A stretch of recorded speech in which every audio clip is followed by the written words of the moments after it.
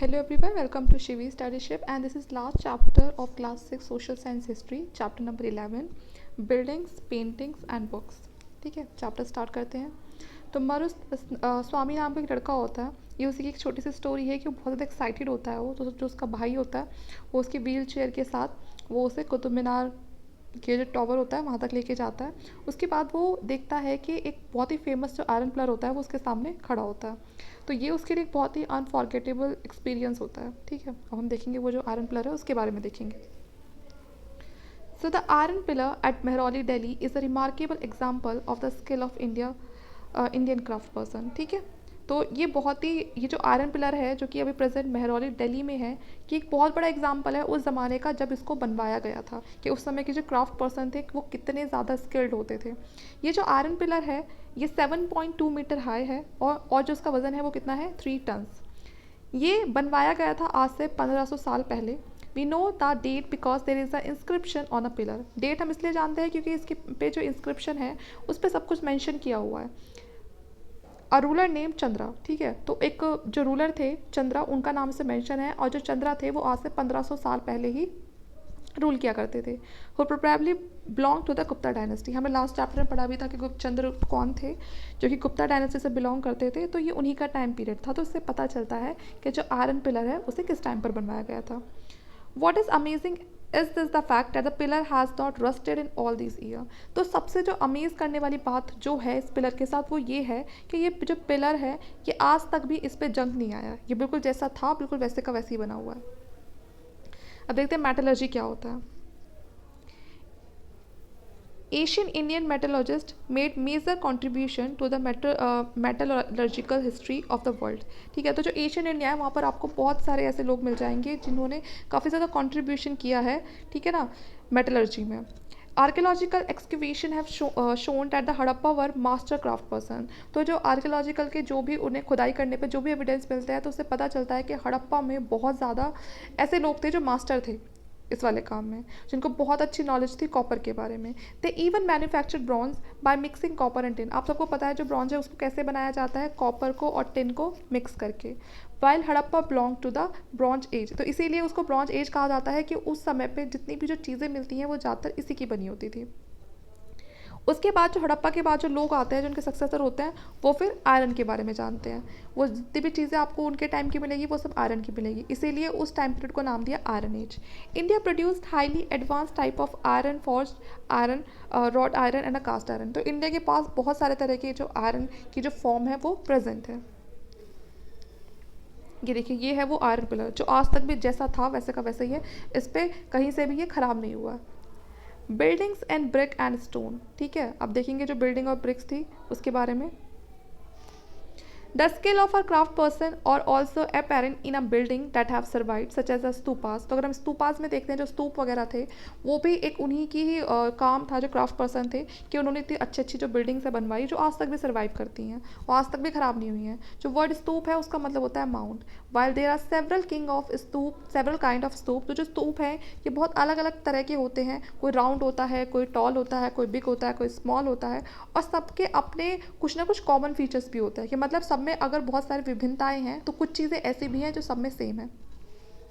Generally, there is a small box placed at the center of the heart of the stupa, and this may contain bodily remains such as the teeth, bone, and ashes of a Buddha or his follower or the things they use, as well as a precious stone and a coin। अब देखिए stupas के अंदर होता क्या था। तो जो भी कोई स्तूप है उसका जो सेंटर पार्ट होता है वहाँ पर एक स्मॉल बॉक्स को रख दिया जाता है, और इस बॉक्स को ये हम बोल सकते हैं कि वो जो जगह है ना वो एकदम एकदम सेंटर है उस जगह का, वो एकदम हार्ट है उस स्तूप का।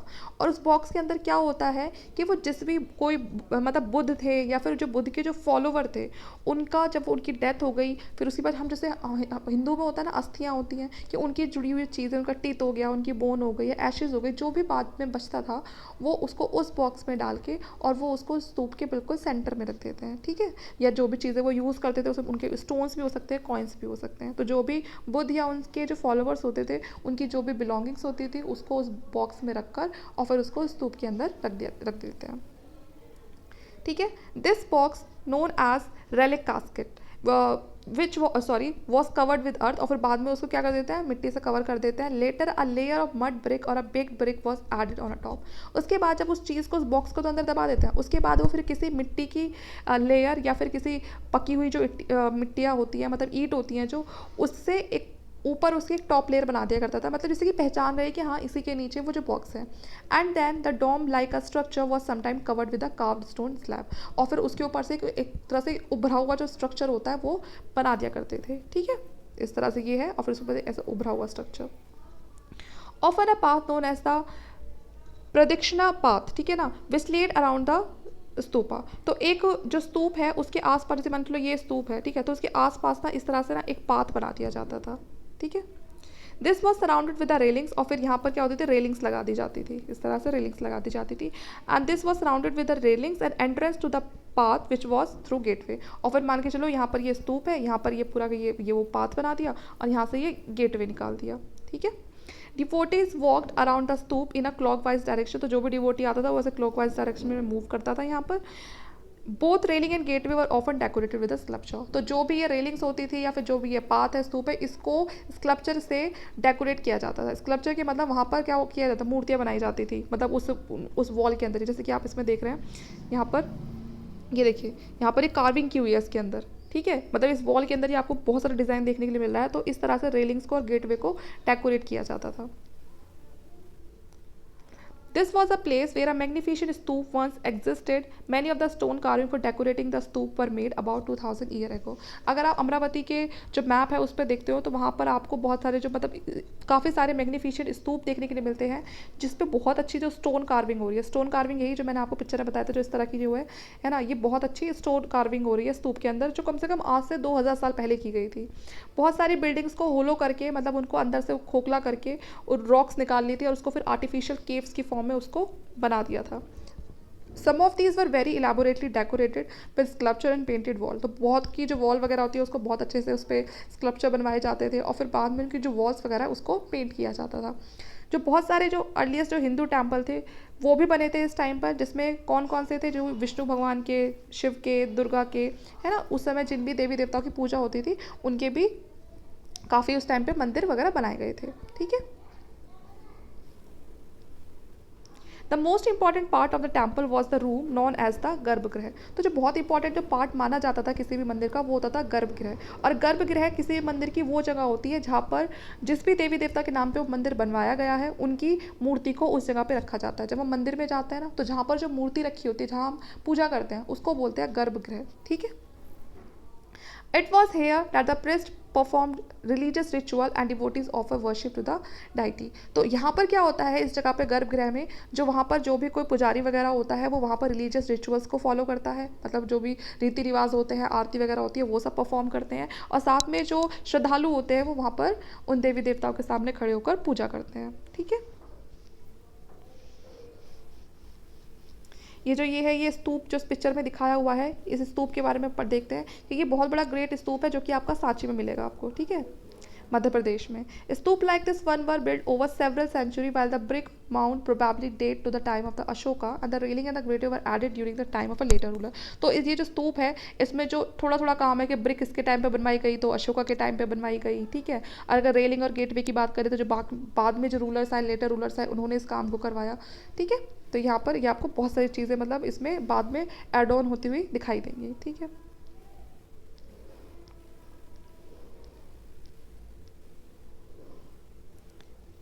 often as a Bhitargaon, a tower known as the Shikhara was built on a top of गर्भगृह. तो जो मैंने आपको बताया गर्भगृह क्या होता था कि वो कोई भी मंदिर जहाँ पर जो भगवान होते हैं उनकी मूर्ति को रखा जाता है उसके ऊपर जो एक होता है ना, एक टॉप वाला पार्ट चोटी सी बना देते हैं, उसको बोलते हैं शिखर.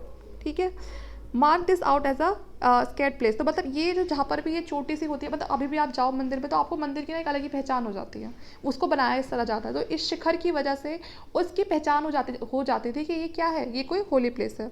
बिल्डिंग शिखर रिक्वायर्ड केयरफुल प्लानिंग. तो इसको बनाने के लिए आपको केयरफुल प्लानिंग की ज़रूरत तो पड़ती ही थी. जो मोस्ट टेम्पल होते थे उसको क्या बोलते थे, उसमें ये भी चीज़ मंडप भी होता था. ये जो मंडप है वो एक तरह का हॉल होता था कि जहाँ पर लोग इकट्ठा होते थे. ठीक है ना, जहाँ पर लोग इकट्ठा होते थे. अगर आपने देखा हो तो एक तो होता है वो जगह जहाँ पर जो भगवान भगवान की मूर्ति है उसको रखा जाता है। फिर उससे बाहर आके वो जगह होती है कि जब आरती चल रही है तो वहाँ पर सारे लोग खड़े होते हैं, तो वो जो जगह होती है जहाँ पर सारे लोग आरती वगैरह के टाइम पर खड़े होते हैं वो होता है मंडप। ठीक है।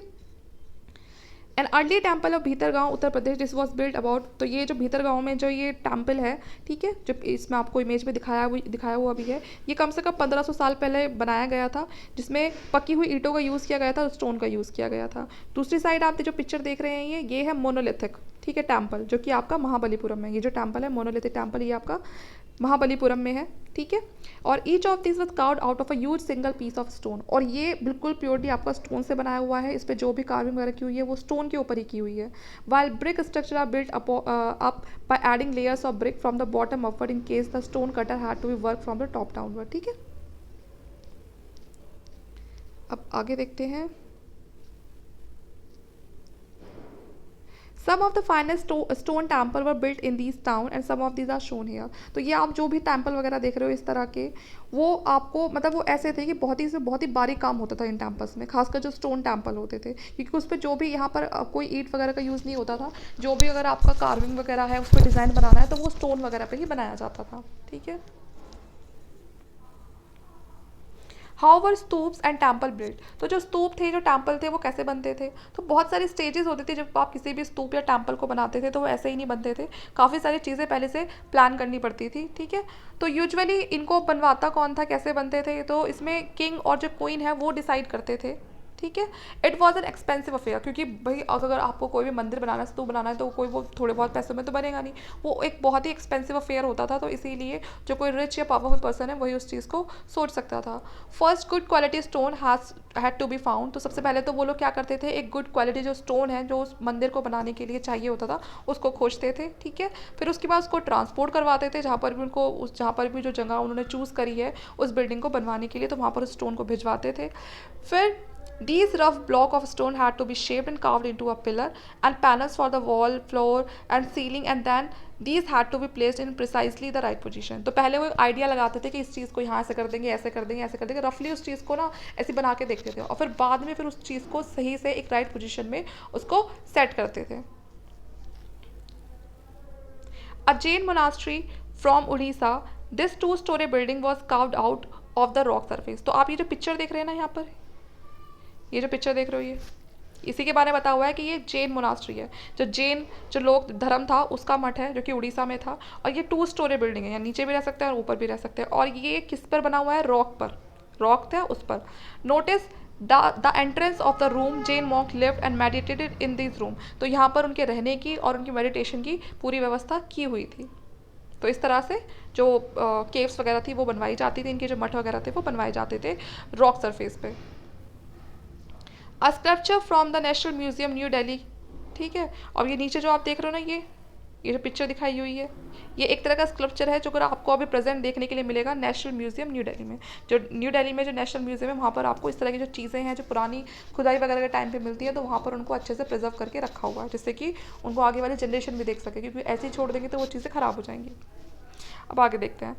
King and queen probably spent money from their treasury to pay the craft person who worked to build the splendid structure. Beside, when devotees came to visit the temple or the stupa, they often brought gifts which were used to decorate the building। तो जो king और queen होते थे वो बहुत सारा पैसा खर्च करते थे अपने खजाने में से, और उन क्राफ्ट पर्सन को देते थे जो भी इन बिल्डिंग्स वगैरह को बहुत अच्छा बनाने में ज़बरदस्त इस काम में जो एक्सपर्ट होते थे, उनको पैसे देके उनसे वो सारी बिल्डिंग्स वगैरह बनवाते थे। और जब डिवोटीज आते थे उस जगह को घूमने के लिए, तो भाई जब कोई भी इंसान मंदिर में या स्तूप में जाता है तो अपने साथ बहुत सारे गिफ्ट वगैरह लेके जाता है, उनसे उस बिल्डिंग को डेकोरेट किया जाता था। जैसे कि कोई एसोसिएशन है आइवरी वर्कर्स की, तो paid for one of the beautiful gateway Sanchi, तो जो सांची का जो गेट वगैरह है वो उन लोगों ने उसका मतलब जो वो है कि उसको किस तरह से डेकोरेट करना है, बनाना, तो उन्होंने उस चीज़ का सारा काम उन्होंने किया था, वो सारा उन्होंने पेड किया था। Among the other who paid for decoration were merchant, तो जो भी जो डेकोरेशन वगैरह का जो भी सामान होता था या जो भी पैसे लगते थे वो ज़्यादातर मर्चेंट्स वगैरह करते थे, या फिर farmer, garland makers, perfumers, Smith. ठीक है। तो जिनके भी इस तरह के जो काम होते थे वो सारे लोग वो सारे डेकोरेशन वगैरह देखते थे।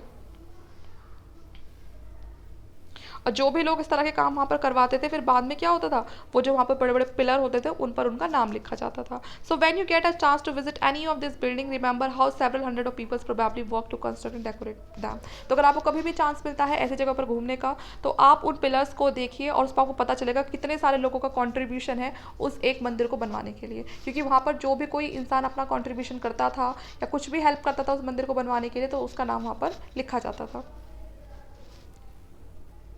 ये पेंटिंग है जो अजंता से मिलती है, ठीक है, ये पेंटिंग देख लीजिए आप। This is the place where several caves were hollowed out of a hills over the century. तो एक अजंता एक ऐसी जगह है जहाँ पर बहुत सारी केव्स को बनवाया गया था, जिसमें कैसे बनवाया था, जो बड़ी बड़ी जो पहाड़ियाँ हैं उनको होलो करवा के, है ना, उनको अंदर से उसको कटवा के उनको, और फिर उनमें केव्स निकलवाई थी, ठीक है ना। Most of these were monastery for Buddhist monk. तो ज़्यादातर इसमें बुद्धिस्ट मॉन्क के लिए मठ वगैरह बनवाए गए थे, जिनको बाद में पेंटिंग वगैरह करके डेकोरेट किया गया था। As the cave are dark inside, most of this painting were done in the light of torches. तो अब आप खुद देखिए, अगर आप बड़ी बड़ी पहाड़ियों को खुदवा के उनके अंदर सुरंग बनवाएंगे, तो ऑब्वियस सी बात है कि उनके अंदर बहुत ज़्यादा अंधेरा होगा। तो ये पेंटिंग्स कैसे बनी होंगी, तो इन पेंटिंग्स को बनाने के लिए वहाँ पर बड़ी बड़ी टॉर्चेस का यूज़ किया जाता था। And the colour which are vivid even after 1500 years. और ये देखिए, ये जो कलर ऐसे थे कि अब तक भी मतलब आपको ये पेंटिंग बनी हुई दिखाई मिलेंगी। तो मतलब सोचिए, मतलब कितनी अच्छी क्वालिटीज़ की वो ये सब चीज़ें यूज़ करते थे, मतलब कितने ज़्यादा स्किल्ड थे वो लोग। तो ज़्यादातर ये चीज़ें जो करिए कलर वगैरह था, ये या तो ये प्लांट के बने होते थे या फिर ये मिनरल्स वगैरह के बने होते थे। The artist who created this splendid work of art remain unknown. तो जिन्होंने भी ये इस तरह के जो काम करे हैं, उनके बारे में हमें पूरी तरह से इंफॉर्मेशन नहीं है हमारे पास, कि मतलब जिन भी लोगों ने इतने अच्छे ये क्राफ्ट मैन थे, जो ये इन्होंने जो भी चीज़ें बनाई है, कोई जिक्र नहीं मिलता। बस अगर जिक्र होता है तो इस चीज़ का कि किसके कहने पर बनवाए गए थे, वो कौन सा किंग था या कौन सी क्वीन थी।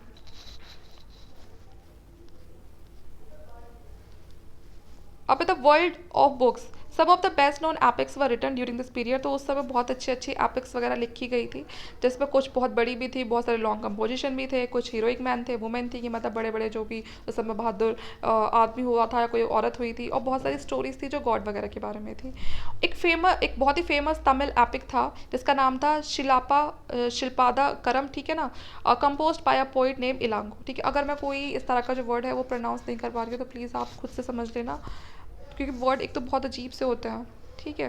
तो इसको जो लिखवाया था, ये लिखा था, इनके जो ये पोइट थे, क्या नाम था उनका, इलांगो, ठीक है, शिल्पादिकरम को लिखा था।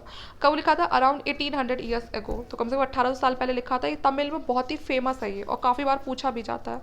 ये एक स्टोरी है मर्चेंट की, जिसका नाम था कोवलन, जो कि पुहार में रहता था, और fell in love with a courtesan name Madhavi neglecting his wife Kannagi. तो ये पहले से शादीशुदा था और इसकी वाइफ का नाम था कन्नगी। उसके बावजूद भी इसको प्यार हो जाता है एक कोर्ट में रहने वाली औरत से, जिसका नाम था Madhavi.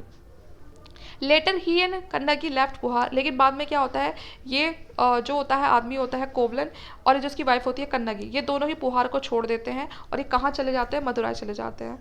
Where he was wrongly accused of theft by the court jeweller of Pandya king and the king sentence Kovalan to death. उसके बाद क्या होता है कि जो इन पे ना एक बहुत ही चोरी वगैरह का इल्ज़ाम लग जाता है, जो कोर्ट ज्वेलर होता है पांड्या किंग के, है ना, जो पांड्या किंग होता है, उसके कोर्ट में जो रहने वाले जो ज्वेलर्स होते हैं, वो उस पर एक बहुत बड़ी चोरी का नाम लगा देते हैं, और वो राजा फिर क्या करता है, वो इस पे डेथ, मतलब इनको डेथ के लिए बोल देता है, मतलब उनको वो सज़ा बोल देता है कि ठीक है, इसको फांसी पे चढ़ा दो। तो जो कन्नगी होती है, वो बहुत ज़्यादा प्यार करती है इससे, was full of grief and anger their injustice and destroy the entire city of Madurai. और ऐसा बताता है कि वो पूरी सिटी को एक श्राप दे देती है कि मतलब जो ये मदुराई सिटी है, ये पूरी तरह से क्या हो जाएगी, डिस्ट्रॉय हो जाएगी, ठीक है। तो एक स्टोरी थी, इसमें यही था कि बस ये एक तमिल एपिक है, जिसमें कुछ थोड़ा सा एक लव स्टोरी वाला पार्ट भी है, और बाद में किस तरह से उस आदमी के साथ बहुत गलत होता है, क्योंकि वो अपना जैसे ही वो अपना किसी और किंगडम में जाते हैं, जो पांड्या, आपने सुना, पांड्या की जो कैपिटल थी वो मदुराई थी, तो वो मदुराई चले जाते हैं दोनों हस्बैंड वाइफ, और वहाँ उन पर एक चोरी का नाम लगाते जाता है कोवलन पे, और उस चोरी के नाम के चक्कर में वो जो वहाँ पर किंग होता है, वो कोवलन को क्या कर देता है, डेथ सेंटेंस दे देता है। और इस पर ही जो उसकी वाइफ होती है कन्नगी, वो उसे बहुत ज़्यादा बुरा लगता है, वो बहुत दुखी हो जाती है, और इसी वजह से वो फिर उस इनजस्टिस के लिए वो ऐसा बोलती है कि जो ये पूरी मदुराई सिटी है, पूरी तरह से क्या हो जाएगी, डिस्ट्रॉय हो जाएगी। एक दूसरा तमिल एपिक है मनी मेखलाई, ठीक है, और ये भी बहुत इंपॉर्टेंट है। इसको कंपोज किया था किसने, सतनार ने। ये इंपॉर्टेंट है, किसने कंपोज किया था, सतनार, ठीक है। This describe the story of the daughter of the कोवलन and Madhavi. अब देखो, अब ये किसके बारे में स्टोरी है, कोवलन और माधवी, आपको पता है ना कोवलन वही जो मैंने लास्ट अभी मैंने थोड़ी देर पहले डिस्कस किया था, कोवलन जिसे डेथ सेंटेंस बोल दिया था, जिसकी वाइफ कन्नगी थी। लेकिन कोवलन और माधवी की भी एक बेटी होती है। मैंने आपको बताया था जो कोवलन था वो माधवी से प्यार करने लगा था, तो इससे इसको एक डॉटर होती है। ठीक है, तो ये जो स्टोरी है ये इन दोनों की डॉटर के बारे में है, कोवलन और माधवी की डॉटर के बारे में है, मनी मैखलाई, जो कि सत्यनारायण ने लिखी थी। These beautiful composition were lost to scholar for many century till their manuscript were rediscovered about 100 years ago. तो इस तरह के जो बहुत ब्यूटीफुल जो कंपोजिशन थे वो बहुत सारे स्कॉलर से खो भी गए हैं, फिर बाद में कुछ मैन्यूस्क्रिप्ट मिलती है जिससे वापस से इनको रीडिस्कवर किया जाता है। कुछ राइटर्स और है जैसे कालिदास है, बहुत इंपॉर्टेंट है, हमने पढ़ा था, ये ज़्यादातर संस्कृत में लिखते थे। ठीक है, एक इनकी इन्होंने अगर आपसे कोई पूछता है कि मेघदूत किसने लिखा था, तो ये भी किसने लिखा था, कालिदास ने लिखा था। कालिदास एक बहुत ही अच्छे पोइट थे। ठीक है, तो ये जो मेघदूतम है इसमें इन्होंने मानसून के बारे में लिखा था, जो मानसून क्लाउड होते हैं उसके बारे में लिखा था। ठीक है,